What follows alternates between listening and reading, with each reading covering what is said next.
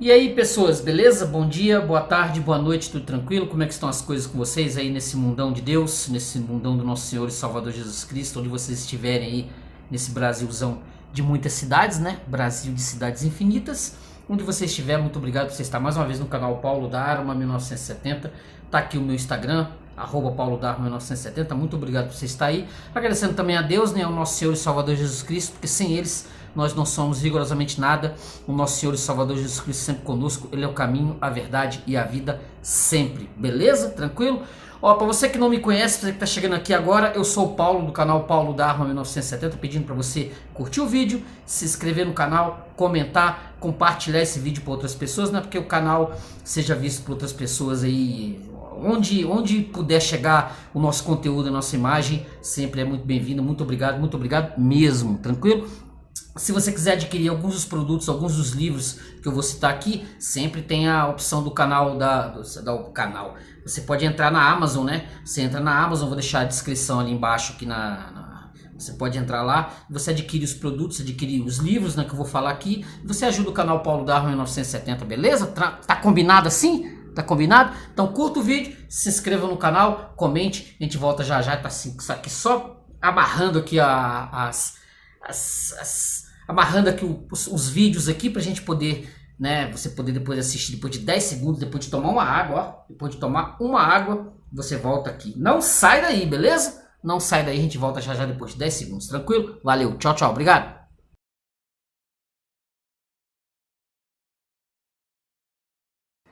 E aí, pessoas, voltei. E aí, misadinhas, tranquilo?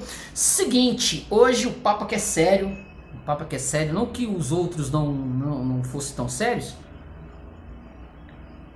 Estava eu assistindo, né, por recomendação de amigos, um filme chamado Nefários, que é baseado num livro chamado Nefários Plot. Ó, eu procurei esse livro para ver se, né, iria fazer uma resenha do livro para poder fazer a resenha do filme, né, juntar os dois, mas não deu muita liga, não consegui encontrar o livro a tempo, etc. Assisti o filme, beleza. Aí me passaram a ideia de que o Nefários ele era baseado num texto desse indivíduo aqui, C.S. Lewis. Esse aqui, exatamente esse livro aqui, Cartas de um Diabo a Seu Aprendiz. Este livro aqui do C.S. Lewis. Fui ler, fui pegar o texto, fui pegar o livro para ler, porque aquelas histórias que nós temos, né, do C.S. Lewis, você conhece ele, obviamente, pelo Crônicas de Nárnia, e ele é amplamente conhecido exatamente pelo Crônicas de Nárnia. Tem filme para cima e para baixo, você sabe, você que é provavelmente, você é um leitor ou um cinéfilo, você já deve ter assistido Crônicas de Nárnia nesse universo, né, que nós temos aí. Então, mas assim, eu ao longo da minha vida posso ter ouvi falar, obviamente, do Crônicas de Nárnia para lá e para cá, e do próprio C.S. Lewis, mas eu não tinha captado a ideia de que o C.S. Lewis ele era um escritor cristão. Ele era um escritor de livros, além dos livros de fantasia e de ficção científica que ele escreveu, também ele era um cristão, um ex-ateu, né? Ele foi convertido em 1929 com a ajuda do seu amigo Tolkien, né? E Deus, obviamente, porque ele não foi o Tolkien que converteu o C.S. Lewis, mas foi Deus que converteu o C.S. Lewis. Ele deixou de ser ateu a partir de 1929 e começou aí uma existência, né, tanto de escrita de fantasia quanto escrita de livros com fundo teor cristão. Eu posso citar aqui na linha, né, além desse Cartas de um Diabo a Seu Aprendiz, outros 3 livros. A Abolição do Homem, que você deve estar vendo a foto aqui. Tem a Cartas de um Diabo a Seu Aprendiz, que é esse bonitinho aqui que eu tenho em mão. E os 4 Amores, que também você está vendo a foto. E o Cristianismo Puro e Simples. Isso é para quebrar, né, aquela ideia de que o C.S. Lewis ele é meramente o autor do Crônicas de Nárnia. Ele foi um escritor que, além de ter escrito ensaios, ele foi professor de literatura. Ele foi além da ideia daquela caixa, né, daquela caixinha de um escritor de fantasia, da qual as pessoas, na maioria das vezes, o conhecem, né, como eu conheci. E provavelmente também você conheceu, é o autor do Crônicas de Nárnia, ponto.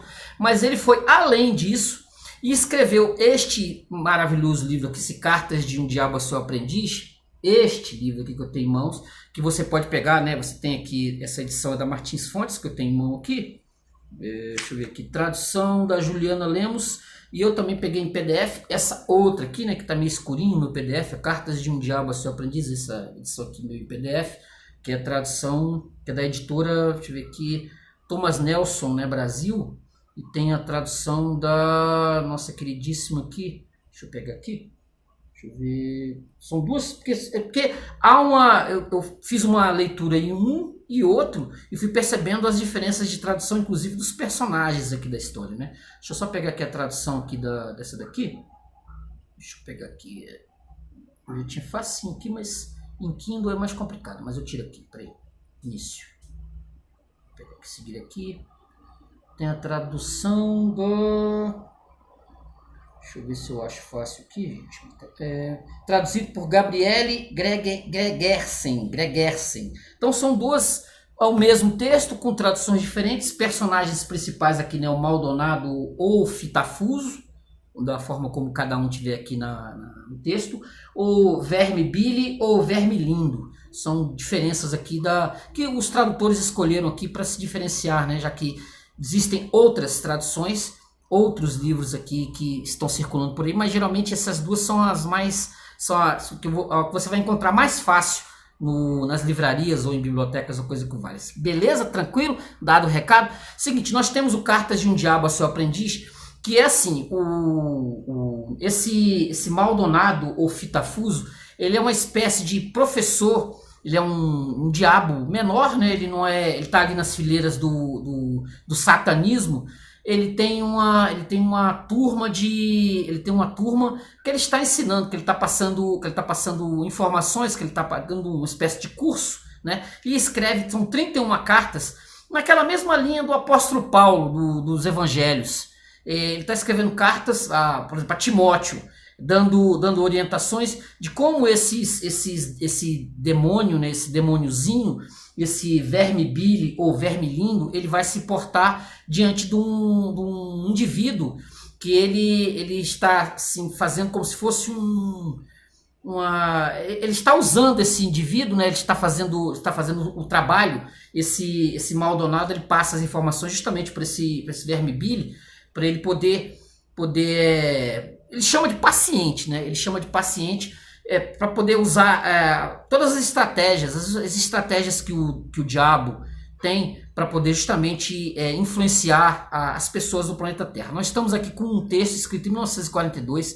O C.S. Lewis ele estava diante da Segunda Guerra Mundial, com bombas caindo na cabeça dos londrinos, e ele está fazendo assim vendo, né, a decadência do que estava acontecendo na própria Inglaterra, no próprio sistema inglês, que já vinha de algum tempo. Ele vinha processando isso e ele resolve fazer esse material para dar uma chacoalhada no povo inglês, que estava mais preocupado com os V2, com os foguetes que estavam caindo na cabeça dos ingleses naquele momento. Beleza? Só isso. Então ele projeta um futuro para a Inglaterra, para o Reino Unido, que era exatamente de decadência e de as transformações que iriam ocorrer na Inglaterra naquele processo, naquele período em que o C.S. Lewis estava ali vendo, né, como as coisas estavam acontecendo, já vinha de algum tempo, e ele vai vendo essa decadência e ele vai mandar o recado nesse texto para a geração que estava ali, né, naquele momento, aquela geração de guerra, como o demônio ele influencia a vida das pessoas. E como as pessoas não costumam acreditar no demônio, né? Aqui no próprio texto, aqui na própria abertura, ele vai falar isso, que as pessoas elas tendem a considerar engraçado, né? Cômico, irônico, a ideia de demônio, aquela figura, inclusive no texto aqui vai ser falado, né? Aquela figura criada, né? de vermelho, com chifrinho, com pé de bode, que é colocado aí no imaginário coletivo das pessoas.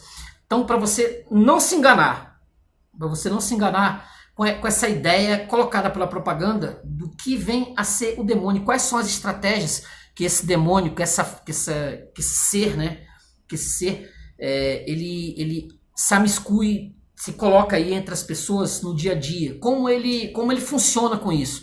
Ele vai dar exatamente o recado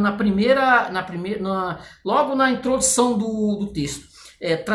O texto aqui, né, ele vai dedicar justamente ao seu amigo J.R. Tolkien, e ele vai começar aqui, né, com 2 pontos, 2 epígrafes que fazem a gente pensar exatamente nesse ponto. Ó. Um é do Martim Lutero. Martim Lutero.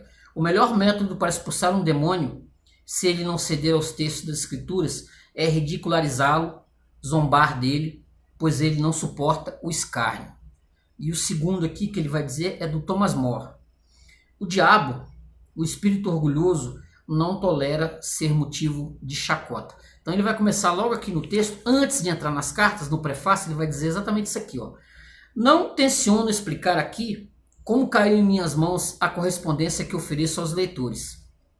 Há 2 erros semelhantes, mas opostos, que os seres humanos podem cometer quanto aos demônios. Um é não acreditar em sua existência. O outro é acreditar que eles existem e sentir um interesse excessivo e pouco saudável por eles. Os próprios demônios ficam igualmente satisfeitos com ambos os erros e saúdam o materialista e o mago com a mesma alegria. Os documentos contidos nesse livro podem ser obtidos facilmente por qualquer pessoa capaz de aprender o truque, mas não o ensinarei às pessoas de má índole ou muito voláteis, as quais podem fazer mau uso da prática. Ele continua. Aconselhamos nossos leitores a nunca esquecer que o diabo é mentiroso. Nem tudo que Fitafuso diz deve ser considerado verdadeiro, mesmo do seu próprio ponto de vista. Não tentei identificar quem são os seres humanos mencionados nas cartas, mas acho bem pouco provável que sejam totalmente verossímeis as descrições, por exemplo, do padre Spike ou da mãe do paciente. Há otimismo excessivo tanto no inferno como na terra. Para encerrar, devo dizer que não procurei averiguar a cronologia das cartas. A de número 17 parece ter sido escrita antes de o racionamento da guerra ficar mais rigoroso, mas em geral o método diabólico de datar estas cartas parece não ter nenhuma relação com o tempo terrestre e nem sequer tentei reproduzi-lo. A história da guerra na Europa, exceto quando ocasionalmente produziu algum efeito nefasto sobre a condição espiritual deste ou daquele ser humano, obviamente não interessava nem um pouco a Fitafuso. O que eu posso dizer desse material, né, desse livro, dessas 31 cartas aqui que o C.S. Lewis colocou, tem vídeos aí na internet, tem vídeos dos mais diversos, tem de todo tipo. Tem de pessoas achando graça, tem de pessoas vendo apenas como uma mera fantasia. O indivíduo ele lê, né? Ele tende, eu particularmente tendo a achar que nada é muito fantasia, nenhum simples livro contando a história de um homem viajando pelo espaço, ele tem um fundo de verdade, nós temos uma tendência a considerar a literatura, isso eu já falei em vários outros vídeos. Nós temos uma tendência a considerar a literatura assim, um mero entretenimento, uma via de escape, quando as pessoas leem, né? Geralmente as pessoas procuram mais filmes, séries, etc. É igual se vocês pegarem o próprio filme do Nefários, que eu citei há pouco. O Nefários, ele é assim, as pessoas tendem a assistir o filme e esquecerem 2 minutos depois, né? Assistir o filme, etc, vão cuidar da vida, vão fazer outras coisas. Eu geralmente não tenho essa tendência. Eu sempre considero que os livros, eles não são meramente uma mera brincadeira do autor, né? Algo assim que o autor estava sem muito o que fazer, ele resolveu, vou sentar aqui e escrever. Quando o C.S. Lewis ele vai pensar no demônio, lá, imagina com as bombas caindo em Londres, ele vai pensar numa forma de escrever, de escrita que seja assim, Vou passar aqui uma ideia, umas informações, uns insights que me vieram aqui de repente. Ele vai pensar no demônio, ele vai pensar nesse Maldonado, né? Ele vai pensar nas cartas. E qual era a melhor forma de eu dar um recado para gerações que vão vir, gerações futuras? É eu mostrar como esse demônio ele é insidioso, como esse demônio ele tá aí, né, nos cercando de todos os lados, com os nossos gostos, a nossa existência pueril, nossos desejos, aquilo que nós temos de mais, aquilo que nós queremos, né, o poder do dinheiro, o luxo, ou a comodidade. Como ele vai nos atacar naquilo que nós temos mais fracos, a nossa própria religiosidade,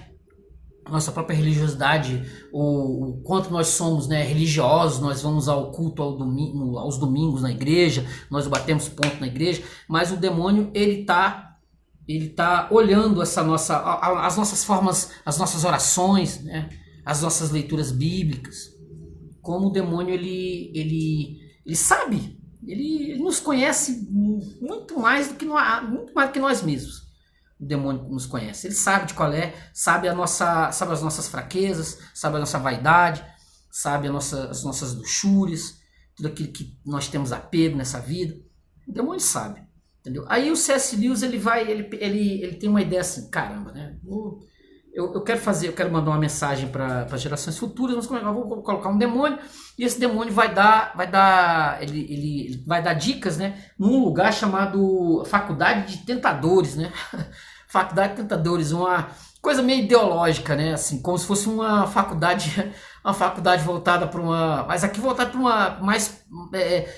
uma religiosidade, por dizer assim, colocar na cabeça das pessoas, levar as pessoas para o mau caminho, por dizer assim, essa faculdade. Aí o C.S. Lewis, ele tem lá o demônio, tem lá uma mocinha que é cristã, tem a mãe, né, a mãe católica, e como vai se operacionalizar esses usos e costumes que vão sendo transformados ao longo do tempo. C.S. Lewis ele vem e traz o Cartas de um Diabo a Seu Aprendiz e vai mostrar como é que esse diabo ele age na nossa vida. É aquilo, você acredita ou não acredita, mas como diz ali, o diabo ele consegue fazer com que as pessoas achem que ele realmente não existe. Ele não existe, ele vai colocar na cabeça das pessoas por meio da ciência, por meio, né, dos gostos, por meio de certos tipos de religião que existem no mundo aí, que está aí pelo mundo aí. Então ele vai colocar que o cristianismo não é uma religião de verdade, vai fazer com que as pessoas duvidem do próprio Cristo, vai desviar as pessoas para milhares de outros gostos, afazeres, etc. E aquilo que é o mais poderoso, o mais importante, é meio deixado de lado. Ele vai saber fazer isso com muita capacidade, mas as pessoas não acreditam. Elas vão sempre pegar o livro, né? Elas vão sempre pegar, por exemplo, esse livro do C.S. Lewis, vão ler como se fosse um livro engraçadinho, né? Um livro engraçado, mas ele não é engraçado. Ele não é um livro engraçado, ele não é um livro de piada, ele é um livro de verdade.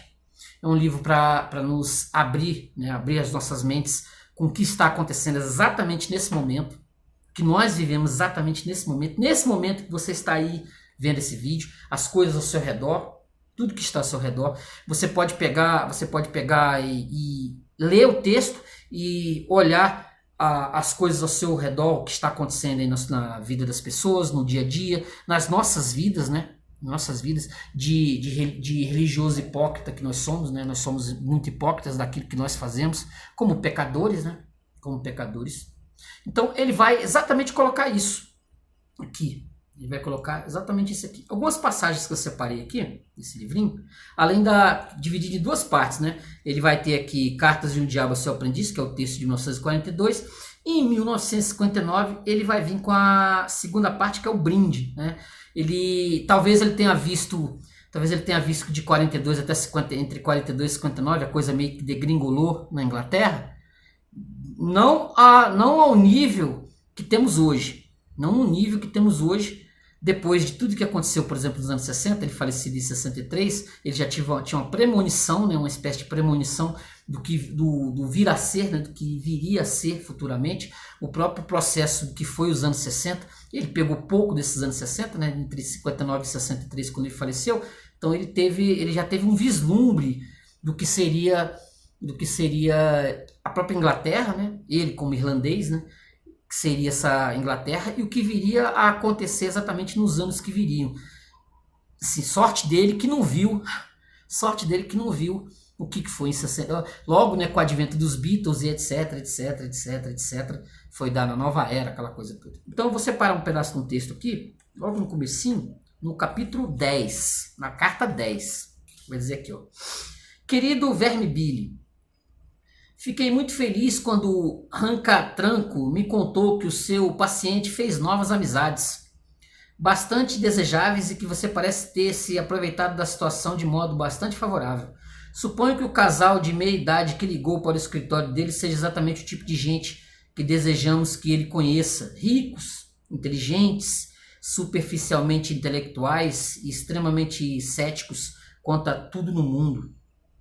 Suponho que sejam até mesmo um pouco pacifistas, não por motivos morais, e sim por causa do velho hábito de relegar a segundo plano tudo que tiver relação com a grande massa de seus semelhantes e também devido a uma pitada de comunismo puramente literário que está na moda. Tudo isso é muito bom e parece que você fez excelente uso de toda a vaidade intelectual, sexual e social do seu paciente. Conte-me mais. Ele ficou bastante envolvido com eles, mas eu não quero saber as palavras que usou. Há um jogo sutil de olhares, um certo tom de voz e de riso com que um mortal pode fingir que considera aqueles com quem conversa seus iguais. Este é o tipo de traição que você deve particularmente encorajar, porque o homem não será capaz de ter plena consciência disso, e quando tiver, você já terá feito com que seja difícil para ele cortar os laços. Sem dúvida, ele logo se dará conta de que sua fé é totalmente contrária a todos aqueles conceitos sobre os quais seus novos amigos baseiam suas opiniões. Eu não acho que isso seja de grande relevância, contanto que você consiga persuadi-lo a postergar o franco reconhecimento desse fato. E isso é fácil de fazer com a ajuda da vergonha, do orgulho, da modéstia e da vaidade. Enquanto ele adiar o momento de confessar sua fé, estará numa posição falsa. Ficará em silêncio quando deveria falar e irá rir quando deveria ficar em silêncio. Ele adotará primeiro apenas com atos, mas logo em seguida com palavras todo tipo de ceticismo e sarcasmo, atitudes que não são originalmente suas. Mas se você conseguir manipulá-lo direitinho, poderá fazer com que se transforme em atitudes dele. Todos os mortais tendem a se transformar naquilo que fingem ser. Esta é uma lei básica. A verdadeira dificuldade está em preparar-se para o contra-ataque do inimigo. A primeira coisa a fazer é adiar o máximo que puder o momento em que ele se dê conta de que este novo prazer é uma tentação. Talvez isso seja difícil de conseguir, já que os servos do inimigo, que aí o inimigo é Deus, né, que ele vai chamar aqui o tempo todo de inimigo, a gente não pode nunca esquecer que aqui é o diabo falando. O diabo falando. Você tem essa dimensão que é o diabo aconselhando o Verme Billy ou Verme Lindo, dando os toques, dando conselhos, como eu falei, como o apóstolo Paulo fazendo com o Timóteo, as cartas a Timóteo, dando conselhos. Não sei quantas cartas, né, o apóstolo Paulo escreveu para Timóteo, mas nas duas que nós temos, exatamente dando conselhos cristãos, a própria questão do Timóteo sendo um pastor, né? Muito jovem, ele vai continuar aqui, né? A primeira coisa a fazer, talvez isso seja difícil de conseguir, já que os servos do inimigo pregam há 2000 anos que o mundo é uma das grandes tentações clássicas, mas felizmente todos têm falado muito pouco sobre isso nas últimas décadas. Nos textos cristãos modernos, embora eu veja muita referência, de fato, mais do que gostaria, a Mamon, vejo que há muita pouca advertência quanto às vaidades mundanas, à escolha dos amigos e ao valor do tempo. Tudo isso, seu paciente certamente classificaria como puritanismo. E permita-me fazer um comentário a respeito. O valor que nós, conseguimos dar a essa palavra é uma das maiores vitórias dos últimos 100 anos. Através dela, conseguimos resgatar milhares de humanos de uma vida de temperança, castidade e bom senso. Cedo ou tarde, no entanto, a verdadeira natureza de seus amigos ficará clara para ele. Então sua tática dependerá da inteligência do seu paciente. Se ele for tolo o bastante, você poderá fazê-lo perceber a índole de seus amigos apenas quando eles estiverem ausentes. Faça com que a presença deles elimine toda a possibilidade de crítica. Se der certo, você poderá induzir a viver, como muitos humanos, duas vidas paralelas durante longos períodos. Ele não apenas parecerá ser, mas realmente será um homem diferente em cada círculo de pessoa que frequentar. Se isso falhar, existe um método mais sutil e mais divertido. Você pode fazer com que ele tenha verdadeiro prazer ao perceber que existem dois lados de sua vida que são incompatíveis. Você obterá isso explorando sua vaidade. Poderá ensiná-lo a gostar de se ajoelhar ao lado do dono da mercearia aos domingos. Apenas porque se recorda de que o dono da mercearia jamais poderia entender o insolente mundo urbano que ele habita no domingo à noite. E de modo inverso, apreciar ainda mais a grosseria e blasfêmia enquanto toma café com seus amigos maravilhosos, porque está ciente de que dentro dele há um mundo mais profundo e espiritual, que eles são incapazes de compreender. Eu acho que você entende o que eu quero dizer. Os amigos mundanos o tocam de um lado e o dono da mercearia do outro. E ele é o homem complexo, completo e equilibrado que consegue ter uma visão privilegiada de todos eles. Assim, enquanto for desleal para com pelo menos dois grupos de pessoas, ele sentirá no lugar da vergonha uma grande satisfação por si mesmo. Finalmente, se tudo isso falhar, você poderá persuadi-lo como desobediência à sua consciência a continuar a nova amizade com base no raciocínio de que ele está de algum modo não muito evidente fazendo algum bem para essas pessoas pelo simples fato de tomar seus coquetéis e rir de suas piadas, e que deixar de fazer tudo isso seria excessivo, intolerante e, óbvio, puritano. Enquanto isso, você obviamente deverá tomar as devidas precauções, certificar-se de que o envolvimento dele com essas pessoas o faz gastar mais dinheiro do que seria aconselhável e também levá-lo a negligenciar seu trabalho e sua mãe. A surpresa, o ciúme que ela sentirá, bem como a grosseria e as respostas cada vez mais evasivas que ele dará, serão elementos valiosíssimos para piorar a tensão doméstica. Afetuosamente, seu tio Fitafuso. E aí ele vai dando, vai passando as cartas, ele vai redigindo essas cartas, como se fosse um curso, né? Você não tem, obviamente, as cartas, aqui você só tem acesso a uma visão, mentirosa ou não, né?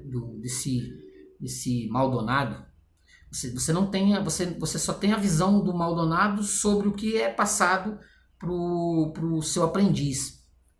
Assim, você capta algumas dessas lições, né, do que o aprendiz como ele está desenvolvendo, esse trabalho, né? Ele está se desenvolvendo esse trabalho, como isso vai tendo uma evolução nesse processo, pro bem ou pro mal, mais pro mal, né? Obviamente, que é a ideia do diabo de que ele pegue esse indivíduo e desvie ele, faça com que ele se desvie de um bom caminho, que se ele desvie, de repente vai se desviar do verdadeiro cristianismo.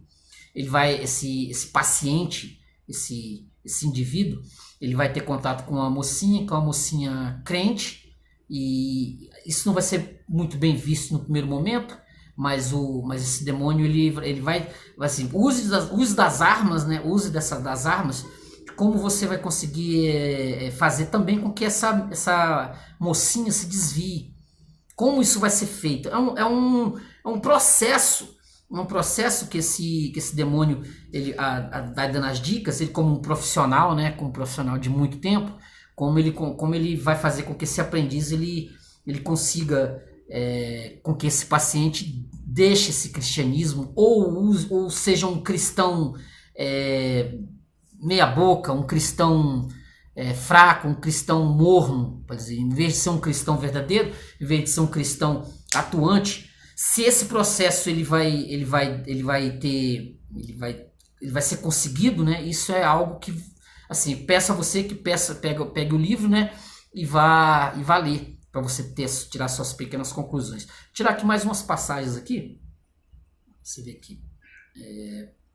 Olha só aqui, ó. No capítulo 15, na carta 15. Evidentemente, eu já tinha percebido que os humanos estão passando por um momento de calmaria em sua guerra europeia, que eles ingenuamente chamam de a guerra, e não fico nem um pouco surpreso que o mesmo ocorra com os anseios do seu paciente. Devemos encorajar a situação ou mantê-lo preocupado? O medo apavorante e o excesso de confiança absurdo são ambos estados de espírito desejáveis. A escolha traz à tona questões relevantes. Os humanos vivem no tempo, mas o nosso inimigo destinou-lhes a eternidade. Acredito, portanto, que ele quer que se preocupe basicamente com duas coisas: a eternidade em si e aquele ponto do tempo que eles chamam de presente. Pois o presente é o ponto no qual o tempo toca a eternidade. Isso é Santo Agostinho. Tá? Apenas com o momento presente, os humanos têm uma experiência análoga àquela que o nosso inimigo tem da realidade como um todo. Somente nele eles possuem a liberdade e a realidade. Assim, ele os deixa constantemente preocupados ou com a eternidade, o que significa preocupar-se com ele, ou com o presente, quer meditando sobre a eterna união com ele ou separação dele, quer obedecendo à atual voz da consciência, carregando a cruz atual, recebendo a graça atual e dando graças pelo prazer atual. Nossa meta é afastá-los do eterno e do presente. Tendo isso em mente, às vezes tentamos um humano a viver no passado, uma viúva ou um pesquisador, por exemplo, mas isso tem um valor limitado, pois eles possuem algum conhecimento real do passado, e o passado tem uma natureza definida, desse modo assemelha-se à eternidade. É bem melhor fazê-los viver no futuro. As necessidades biológicas já fazem com que todas as suas paixões apontem nessa direção, de modo que o pensamento sobre o futuro sempre instiga a esperança e o medo.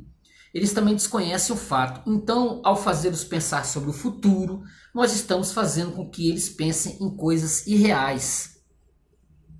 Em uma palavra,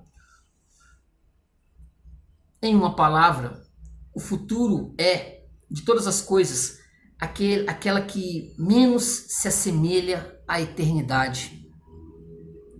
É a parte mais totalmente temporal do tempo, pois o passado está congelado, não flui mais, e o presente está eternamente iluminado. É por isso que damos o nosso apoio a maquinações racionais, como a evolução criativa, o humanismo científico ou o comunismo, os quais fazem com que os homens se apeguem ao futuro, ao próprio âmago da temporalidade. Desse modo, todas as falhas humanas têm suas raízes no futuro. A gratidão tem os olhos no passado e o amor no presente. O medo, a avareza, a luxúria, a ambição têm os olhos no futuro. Não pense que a luxúria é exceção. Quando se obtém o prazer no presente, o pecado, que é a única coisa que nos interessa, já cessou. O prazer é apenas parte do processo que lamentamos e que eliminaríamos se pudéssemos, sem com isso eliminar o pecado. É a contribuição do inimigo e é, portanto, experimentada no presente. O pecado, que é a nossa contribuição, tinha os olhos no futuro. Obviamente, o inimigo deseja que os homens pensem também no futuro, apenas o suficiente para planejar agora os atos de justiça ou caridade que provavelmente farão parte das tarefas do dia de amanhã. A tarefa de planejar as tarefas do dia seguinte, a tarefa do dia de hoje. embora peça emprestada do futuro a sua essência. O dever, como todos os deveres, está no presente. Mas isso já é entrar em detalhes irrelevantes. Ele não quer que os homens ofereçam suas almas ao futuro, que depositem tudo o que tem de valioso nele. Mas nós queremos. O seu ideal é o homem que, depois de ter trabalhado o dia inteiro pensando na posteridade, se essa for a sua vocação, logo depois esquece completamente o assunto e o deixa aos encargos do céu, retornando imediatamente ao estado de paciência e gratidão que o presente exige. Nós, no entanto, queremos um homem atormentado pelo futuro, assombrado por visões de um céu ou de um inferno iminentes sobre a terra, e pronto a desobedecer às ordens do inimigo no presente, se ao fazê-lo ele acreditar que poderá obter o céu ou evitar o inferno. O dependente por sua fé no sucesso ou no fracasso de planos cujo objetivo ele não viverá o suficiente para presenciar. Queremos uma raça inteira de seres perpetuamente em busca do fim do arco-íris, jamais honestos, jamais gentis, jamais felizes agora, e sempre usando toda a dádiva verdadeira que lhes é concedida no presente como mero combustível para poder encher de dádivas o altar do futuro. Daí se segue que, se tudo sair como planejado, em geral, será melhor deixar o seu paciente sempre no estado de ansiedade ou esperança, não importa muito qual dos dois, em relação a essa guerra, do que deixá-lo viver o presente. Mas a frase viver o presente é ambígua. Ela pode descrever um processo que, na verdade, está tão relacionado com o futuro quanto a própria ansiedade. O seu paciente talvez não se preocupe com o futuro, não porque ele se preocupa com o presente, mas porque se convenceu de que o futuro será aceitável. Enquanto essa for a verdadeira causa da sua tranquilidade, ela nos será de grande proveito por fazê-lo acumular somente decepções e, portanto, causar mais impaciência quando suas falsas esperanças não forem atendidas. Se, por outro lado, ele estiver consciente dos horrores que o futuro poderá lhe reservar e estiver rezando para obter as virtudes com que poderá enfrentá-los, e ao mesmo tempo estiver preocupado com o presente, apenas porque nele estão todo o dever, toda a graça, todo o conhecimento e todo o prazer, seu estado de espírito não nos valerá de nada e deverá ser atacado imediatamente. Aqui, mais uma vez, nosso departamento de filologia fez um excelente trabalho. Tente usar a palavra complacência com ele, mas é claro, é mais provável que ele esteja vivendo no presente devido a alguma outra razão, simplesmente porque tem boa saúde ou porque gosta do seu emprego. O fenômeno então seria apenas natural. Ainda assim, eu daria um jeito de acabar com ele se fosse você. Nenhum fenômeno natural está realmente a nosso favor.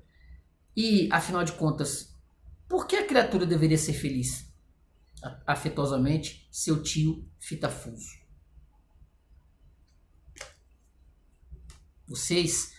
Nós tendemos a nos enganar, né, com relação às coisas essa própria ideia do diabo, né, nós vivemos as projeções para o futuro, né, no futuro as coisas serão melhores do que o que nós estamos vivendo nesse momento, nesse presente, nesse momento. O demônio ele nos joga sempre para frente, é o chamado vir a ser, né? O que no futuro nós seremos mais felizes, nós teremos adquirido um automóvel novo, o próximo trabalho que eu vou estar fazendo, ele vai ser melhor do que o que eu estou fazendo agora. As próprias ideologias, elas projetam o futuro, né, o futuro da raça humana, no futuro os seres humanos por meio do comunismo, do socialismo, o trabalho igualitário, todos irmanados no mesmo princípio de vida, com tudo será resolvido no futuro. Tudo que nós fazemos hoje é apenas uma mera projeção do que vai vir a ser, do que será daqui a 3 mil anos, quando a raça humana, finalmente o ser humano tiver atingido seu patamar, né, de cultura, de filosofia, ascendendo socialmente as melhores obras.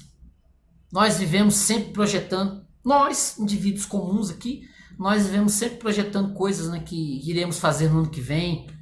Nós nunca aproveitamos, nós nunca vivemos o presente. Nós nunca vivemos o presente. Estamos sempre... Aquilo que foi o passado, né?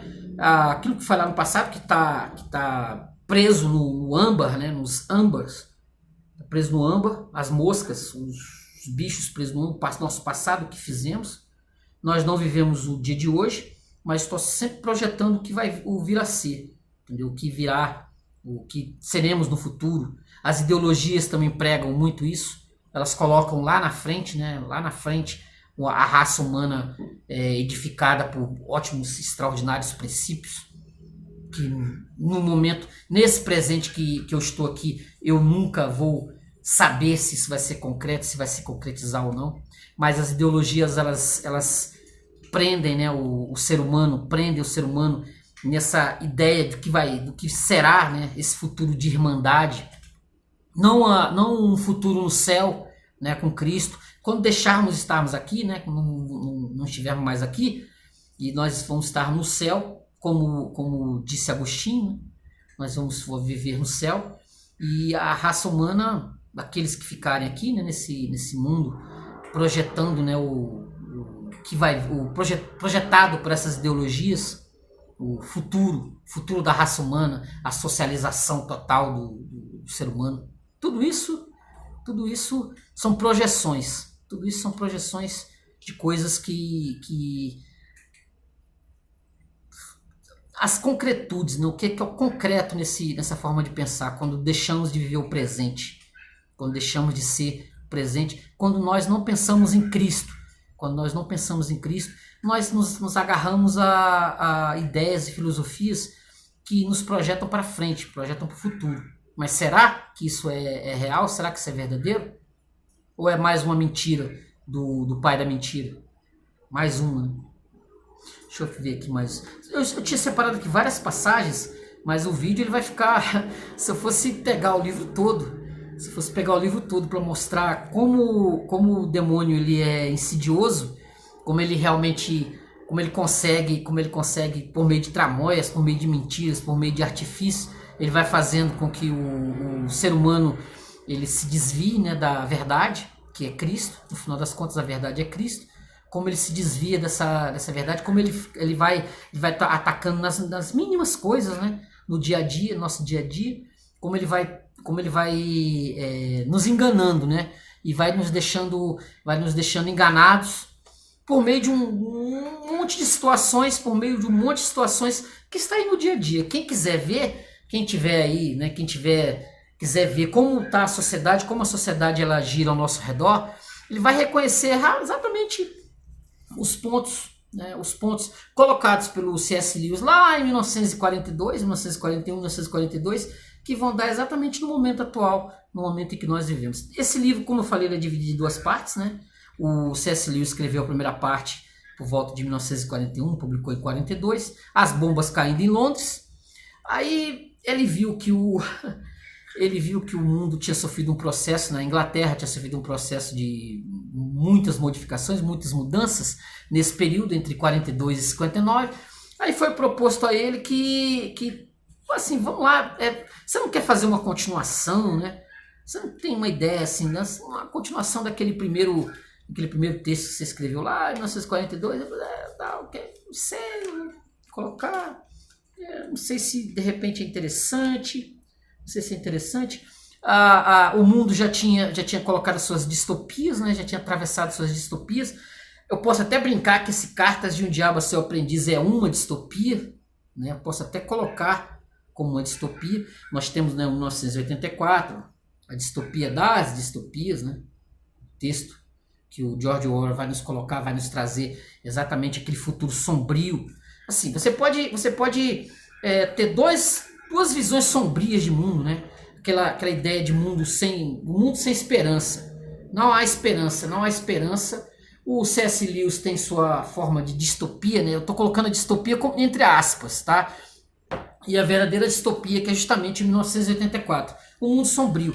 Eu considero esse Cartas de um Diabo a Seu Aprendiz um livro sombrio. E não é um livro... Existe um humor, claramente, mas não é um livro assim, de risos. E o 1984, como eu já falei, eu já falei em outros vídeos, o 1984 é um dos livros mais melancólicos, mais tristes que eu já vi na minha vida. O próprio George Orwell, ele vai considerar que o futuro é isso aqui. O futuro é exatamente esse aqui que tem em mão, que esse é o futuro da humanidade. Isso é o que vocês vão ter. Ele tipo, escreve isso aqui, né, antes de morrer, e joga para a humanidade. Agora vocês têm esse futuro aqui e o problema é de vocês. Resolvam aí. O futuro é esse aqui. O C.S. Lewis ele também vai jogar esse futuro. Ele vai jogar esse futuro e esse futuro vai cair no nosso colo exatamente nesse momento que nós estamos vivendo. O que é muito interessante de você ler um material, né, um livro que foi escrito por volta de 1942, a decadência já vai reinando, né? As bombas estão caindo para todo lado, tem Hitler, tem toda aquela tragédia ambulante, né? Bomba atômica caindo em Hiroshima e Nagasaki um pouco depois. Você vai ter exatamente esse processo de decadência no momento em que nós estamos aqui, o tempo presente. Esse é o tempo presente. Eu não sei dizer se o C.S. Lewis ele estava dando risadas, né? Ele estava dando risadas de dizer assim, ó, tô indo embora, vou para junto do nosso Senhor e Salvador Jesus Cristo e vai cair no colo de vocês aí um futuro sombrio, pavoroso. E o problema é de vocês. Eu tô dando uma dica para vocês não se deixarem enganar pelo demônio. Se vocês se deixarem enganar pelo demônio, o futuro é exatamente esse. Vocês vão ter um futuro bem tenebroso. E assim, e observando da direita para a esquerda como as coisas estão aí, esse é o futuro que eu vejo com muita tristeza. É o mínimo que eu posso dizer. É assim, orando para que o Senhor tenha pena de mim, tenha pena de nós, tenha misericórdia de nós, perdoe os nossos pecados e que nos dê algum tipo de alento. Não sei, se for da vontade de Jesus, se for da vontade do nosso Senhor e Salvador Jesus Cristo e de Deus, que nós tenhamos realmente algum alento nesses dias que virão, nas coisas que estão ao nosso redor aí, na falta de Deus, na falta de Cristo, na vida das pessoas aí ao redor. Você é visível, para quem quiser ver aí, é visível como as pessoas elas estão perdidas, como as pessoas elas são tristes, solitárias, jogadas em entretenimentos dos mais vazios e nas cervejas, nas bebidas, e assim, sem o futuro desse pessoal, né, para ser bem irônico com relação ao C.S. Lewis, é o pior possível. E o meu futuro mesmo também não é dos melhores. Se Cristo não tiver misericórdia de nós, não sei para onde vamos. Eu vou só fechar aqui com justamente a partezinha, né, que vai, considerada por muitos a melhor do livro. A Fita Fuso propõe um brinde, que é o que ele escreveu a partir de 1959. Teve todo esse desenvolvimento, né, que eu estou falando que ele escreveu entre 41 e 42, e ele vai concluir, né, ele vai dar uma conclusão com chave, aquela famosa chave de ouro, né, conclusão do texto. Esse texto rodou entre 42 até 59, e ele foi, não, vai lá e você coloca lá uma segunda parte. Ele pensou a respeito e escreveu exatamente isso aqui. Olha só.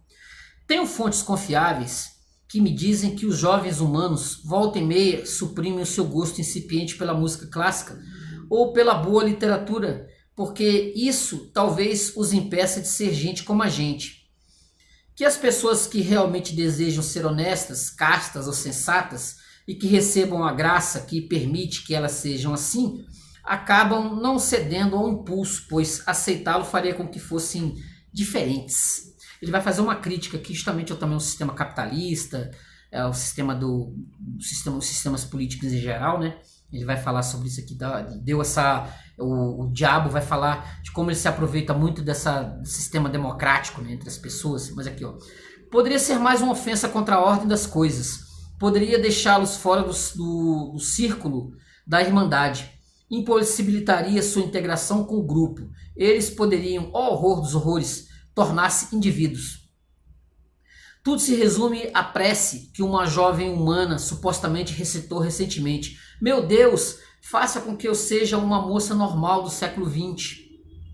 Graças aos nossos esforços, cada vez mais isso poderá significar. Faça com que eu seja uma mulher frívola, uma imbecil, uma parasita. Enquanto isso, como um maravilhoso produto derivado dessa química, os poucos, a cada dia o número diminui, que não aceitam ser normais e comuns, e gente como a gente, e integrados, tendem cada vez mais a tornar-se, na verdade, os seres arrogantes e excêntricos que a ralé de qualquer modo já acreditava que eles eram. Pois a desconfiança costuma gerar exatamente aquilo de que se desconfia. Já que, independentemente do que eu faça, os meus semelhantes pensarão que eu sou uma bruxa ou uma agente comunista, já que a desgraça é a mesma, não fará diferença se eu me transformar no que eles acreditam. Como resultado, nós agora temos uma inteligência que, embora seja pequena, está sendo muito útil para a causa do inferno. Mas tudo isso não passa de um subproduto de todo esse processo. Na verdade, quero chamar a atenção de vocês para o vasto e generalizado movimento para desacreditar e finalmente eliminar toda e qualquer qualidade humana, seja ela moral, cultural, social ou intelectual. E não é lindo perceber o quanto a democracia, no seu sentido mágico, está fazendo por nós agora o trabalho que já foi feito pelas ditaduras mais remotas e pelos mesmos métodos? Lembram-se da ocasião em que um dos ditadores gregos, então chamados tiranos, enviou um emissário a outro ditador para pedir seu conselho a respeito de princípios para melhor governar? O outro ditador levou o emissário a um milharal e lá cortou com seu bastão todas as hastes que ficassem 1 centímetro que fosse acima do nível das outras. A moral é simples. Não permita que nenhum de seus elementos seja diferente dos outros. Não permita a existência de nenhum homem que seja mais sábio, ou melhor, ou mais famoso, ou até mesmo mais bonito que a massa. Faça com que todos sejam cortados até o nível comum. Todos serão escravos, meros números, todos insignificantes. Assim, os tiranos praticavam, de certa forma, a democracia. Mas hoje, a democracia pode ter o mesmo resultado sem nenhum tirano que não ela mesma. Ninguém mais precisa ir a um milharal com um bastão. As próprias hastes menores irão eliminar a parte superior das maiores. E as maiores começam a se nivelar às outras na sua vontade de ser como as outras.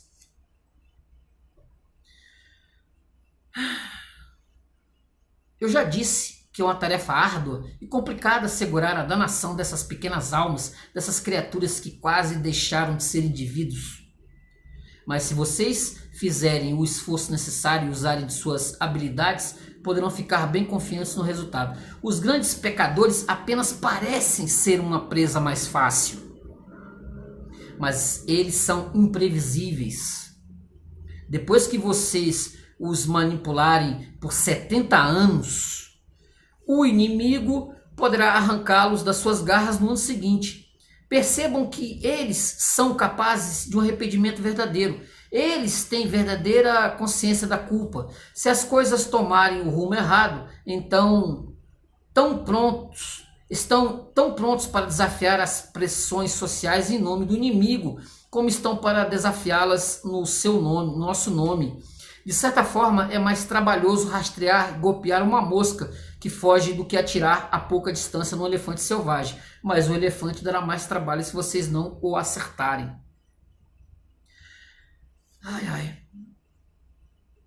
Deixa eu dar uma pulada aqui. Nossa terra promissora, o espírito do eu, sou tão bom quanto você já passou a ser algo mais do que uma influência puramente social. Ele começa a se infiltrar no sistema educacional. Não posso dizer com certeza até onde ele foi no presente momento. E isso tampouco importa. Uma vez que vocês captarem a tendência, poderão facilmente prever seus desdobramentos futuros. especialmente se nós mesmos desempenharmos um papel nesses desdobramentos. O princípio básico da nova educação é que os alunos lentos e vagabundos não devem sentir-se inferiores aos alunos inteligentes e esforçados. Isso seria antidemocrático. Essas diferenças entre os alunos, porque elas são muito obviamente diferenças individuais, precisam ser disfarçadas. Isso pode ser feito em vários níveis. Nas universidades, as provas devem ser elaboradas de tal forma que quase todos os alunos consigam boas notas. Os vestibulares devem ser feitos para que todos ou quase todos os cidadãos possam entrar nas universidades, quer tenham a capacidade ou o desejo de se beneficiarem com uma educação superior, quer não. Nas escolas, as crianças que forem lentas ou preguiçosas demais para aprender línguas, matemática e ciência podem ser levadas a fazer aquilo que as crianças costumavam fazer em seu tempo livre. É possível deixá-las, por exemplo, fazer bonequinhos de argila e dar a isso o nome de educação artística.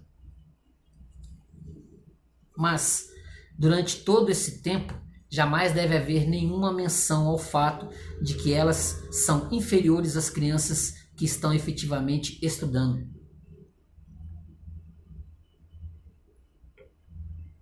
Qualquer bobagem em que estiverem envolvidas deve ser, acho que os ingleses já estão usando essa expressão, igualdade de valor.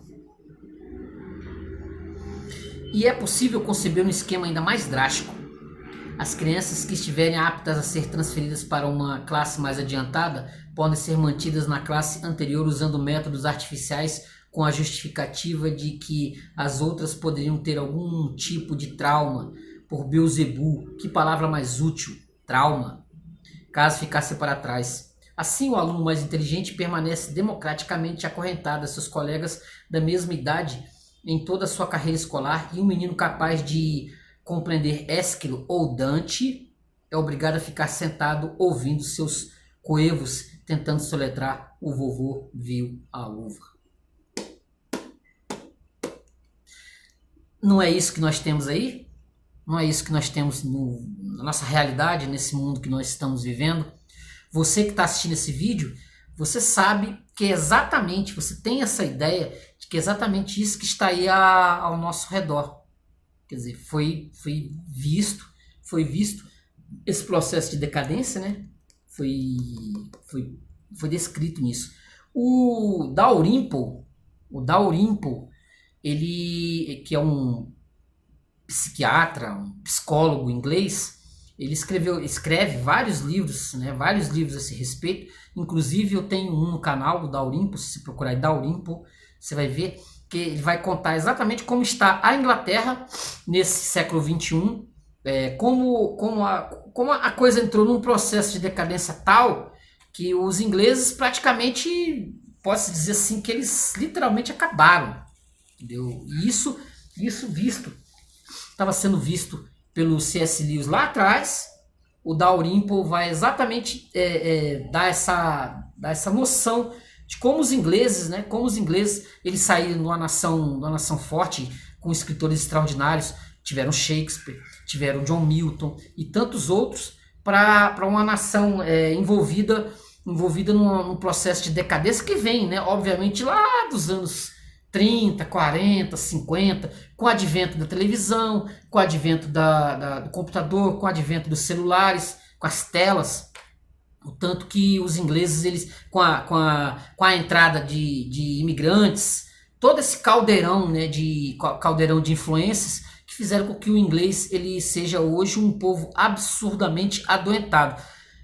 Assim, do inglês eu posso puxar isso aqui para o Brasil, e vocês tendem a ver o nosso grau de decadência absurdo, né? O nosso grau de decadência. O Brasil também, que já teve escritores como Euclides da Cunha, como Graciliano Ramos, já teve físicos, já teve músicos extraordinários como Villa-Lobos. O que nós temos hoje?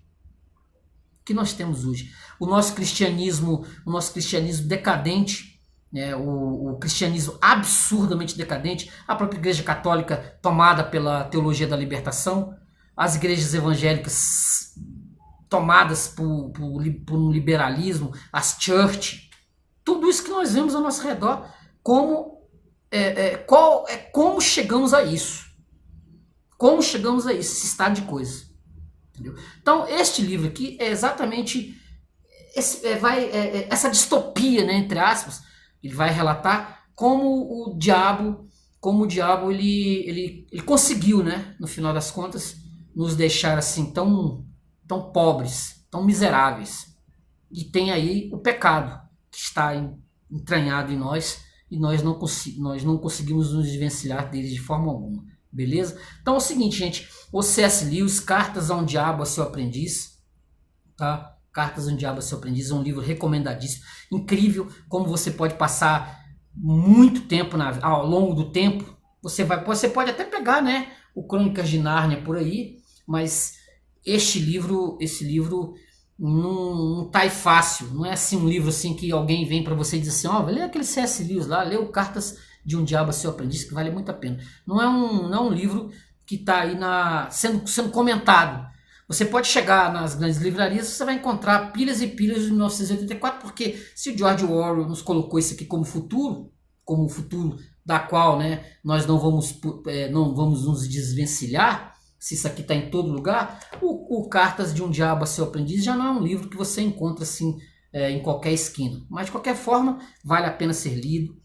Vale muito a pena ser lido. Várias reflexões. Você pegar isso aqui, ler com cuidado, ver o tanto que o diabo ele pode ser mentiroso. Ele pode colocar muitas verdades, né? Muitas verdades. Jogar na nossa cara o tanto que nós somos seres fracos, medíocres. Mas ele está falando aqui. Ele está dizendo aqui como nós chegamos a esse estado de coisas, como nós nos tornamos isso. Tá aí, esses seres cachaceiros, né, dizer assim, né, pingus, dizer assim, que no final de semana só tem um boteco, né, só tem um bar para encher a cara, um vazio absurdo, um vazio que o único que pode preencher esse vazio é Cristo, mas as pessoas elas não veem isso, estão com os olhos completamente fechados, com escamas nos olhos, pela vontade de Deus também, que Deus tem os seus escolhidos. Então nós temos que viver nesse mundo e nós temos que chorar por essas pessoas, pedir a Deus, né, misericórdia, que o Senhor tenha misericórdia de nós, né, tenha misericórdia de nós que somos seres podres, nós somos seres que só Deus pode ter misericórdia mesmo, só Deus pode ter misericórdia de nós, para que Ele tenha misericórdia de nós não vamos parar, né, como no inferno, que é o que no final das contas nós merecemos mesmo, no final das contas. Mas se Deus tendo misericórdia de nós, Ele pode nos tirar desse lamaçal e também tirar milhares de pessoas também aí nesse mundo, esse mundo que jaz no maligno. Tá aí, se o Senhor tiver misericórdia das pessoas, mas se não tiver, infelizmente, está de coisa. Aquele negócio, você pode ler esse livro com toda boa vontade, mas se os seus olhos não se abrirem, você vai ler isso aqui apenas como um mero livrinho de entretenimento, né, e dar risadas, né? O C.S. Lewis era um indivíduo muito engraçado, muito cômico, né? Esse diabo dele aí, tal. Mas se Deus não abrir os seus olhos, você simplesmente vai ler isso aqui, 2 minutos depois você leu, esqueceu, vai cuidar da sua vida, vai cuidar dos seus afazeres, né? Vai cuidar dos seus afazeres e vai esquecer das palavras do grande C.S. Lewis, inspirado por Deus, porque isso aqui é inspiração divina na escrita. Beleza, gente? Então curta o vídeo, se inscreva no canal. Se você quer ter um 1984, se quiser comprar, você entra aí no link da Amazon, que eu vou deixar aí embaixo, ó, o link da Amazon, você pode comprar o 1984. Se quiser comprar o Crônicas de Nárnia, né? Se você quiser ter o Crônicas de Nárnia, quiser ler o C.S. Lewis de fantasia cristã, tá? De fantasia cristã. Se você quiser ter o Cartas de um Diabo a Seu Aprendiz, vou deixar o link aí embaixo, na descrição, beleza? Para você adquirir esse livro, que vale muito a pena você ter esse livro para você refletir, para você pensar a vida, né? Você pensar a vida, o que vale a pena ler, tal, entendeu? Qualquer produto que você quiser adquirir, se você quiser comprar um Kindle, se você quiser ler um livro por meio de um Kindle, se quiser um Kindle, se você quiser comprar um lápis, se você quiser comprar um produto, né, um carro, se você quiser comprar um eletrônico, ou se você quiser ter o livro do C.S. Lewis na sua casa, o link vai estar embaixo aí, você entra e você ajuda o canal. Beleza, gente? Tranquilo? Então curta o vídeo, se inscreva no canal, comente, adquira produtos, né? Você que não é um comprador viciado, mas se você tem vontade de adquirir alguma coisa, comprar alguma coisa, você compra com o link da Amazon aí, que eu vou deixar aí embaixo, beleza? Tranquilo? Então curta o vídeo, se inscreva no canal, comente, adquira esse livro, tá? Adquira esse livro, que vale muito a pena para você refletir sobre as mazelas da qual nós estamos hoje entranhados até o pescoço. Tranquilo? Curta o vídeo, se inscreva no canal, comente, a gente volta semana que vem, se Deus quiser, com outro livro, das orelhas, beleza? Curta o vídeo, se inscreva no canal, comente. Valeu, gente, obrigado, tchau, tchau, até a próxima.